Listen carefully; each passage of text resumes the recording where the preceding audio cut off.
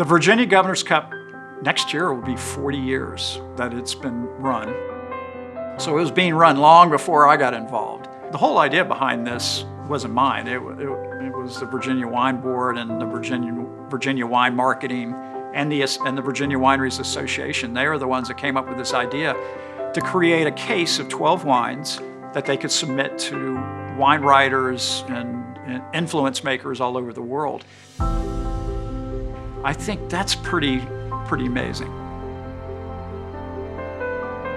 So the Governor's Cup competition started in 1982 when the Virginia wine industry realized that they needed some sort of competition to promote Virginia wines as Virginia wines were starting to grow. It started out, funny enough, at Vintage Virginia in the middle of a field outside surrounded by tents. In 1989, the Virginia Wineries Association decided that we needed to kind of change the competition and make something more formal, so we started bringing in judges. Virginia is the Europe of the USA. To watch the way the industry has evolved and grown and changed has been unbelievably exciting and thrilling.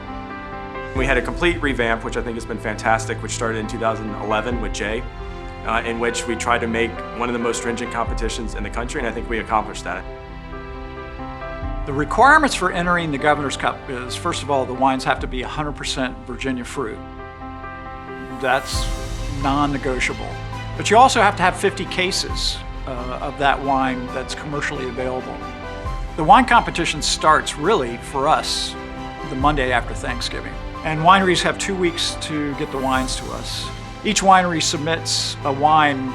They submit 4 bottles of that wine, and we do the wine competition in 2 stages. The preliminary round is tasted by, every wine is tasted by 6 judges. The first bottle is what they taste, but we have a second bottle in case there's something corked or off. It takes us about 10 days to get through the prelim, and it takes us 2, sometimes 3 days to get through the finals.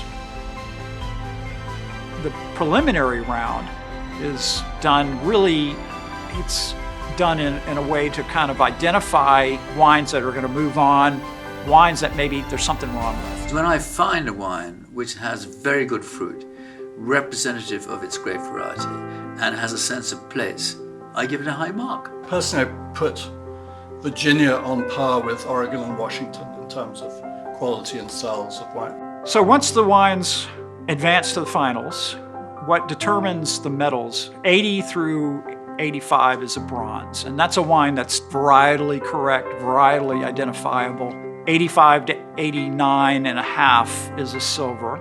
The golds are where they're outstanding. History of judging for the Governor's Cup, I awarded one wine with a 100-point score.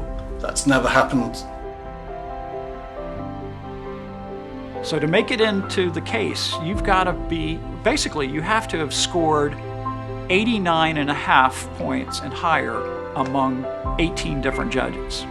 It's pretty hard. So if you get a gold medal in this competition, you've really done something.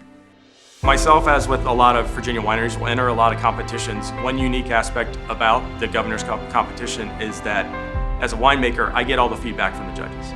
So I get to see what they're thinking about the wines, where we maybe can improve, and what their thoughts are, where in most competitions, we're just getting a score and that's it.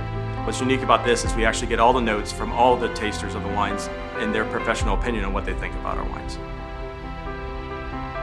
The final 12 that make it into the Governor's case, they're the highest scoring 12 wines from the finals.